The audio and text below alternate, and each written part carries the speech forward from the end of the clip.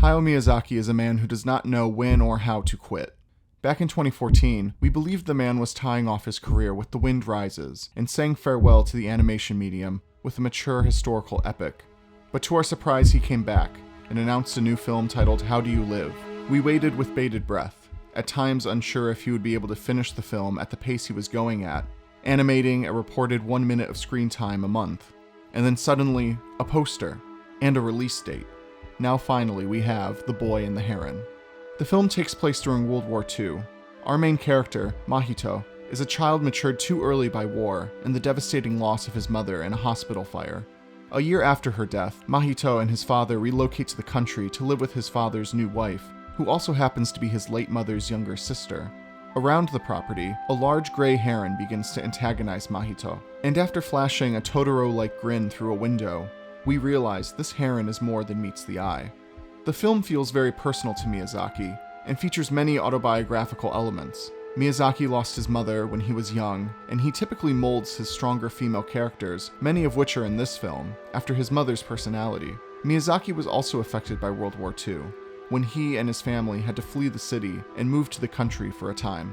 Miyazaki moves his film along at an unhurried pace, taking his time to set up every world our main character enters. From the country estate to the parallel underground world that takes up the second half of the film, every shot is filled to the brim with details that warrant a second watch on that alone. If anything, this film is immensely wonderful to look at. At 82, the Grandmaster is still pushing the medium of animation to the breaking point and creating moments of revelation. The first minutes of the film, depicting the tragedy that takes his mother's life, shows Mahito rushing towards the burning hospital, his body moving wildly, his skin flickering and warping with the flames, and the horrified people he pushes by. We are witnessing the visual representation of a child's trauma. It's some of the strongest work in Miyazaki's long career. The animation in this film flows like water. There is a level of perfection we are seeing that's rarely matched. You suddenly realize what took so long when he was producing it. Unfortunately, the beginning scene is the most emotionally involving.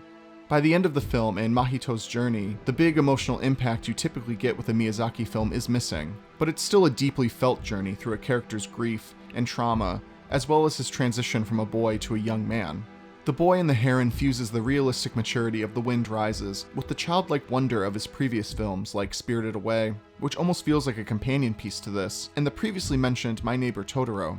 You can see hints of his previous films throughout the story, but this is not a children's film. The themes are dense and heavy at times. The film features many adorable characters, but there is also a pervasive sense of danger in most scenes that mirror his film Princess Mononoke.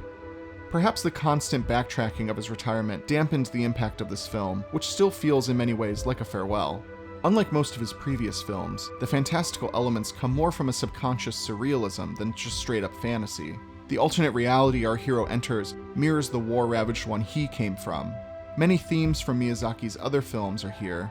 The way children can forge their own path and make the world better by defying past mistakes by the previous generation being the biggest one in this film.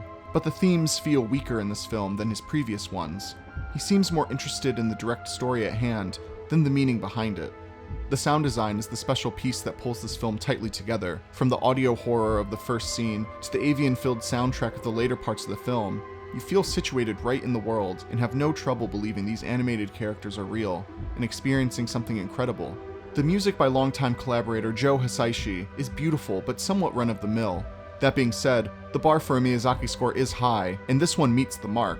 The usual sweeping orchestral pieces and powerfully simple piano music is all here, but something feels held back.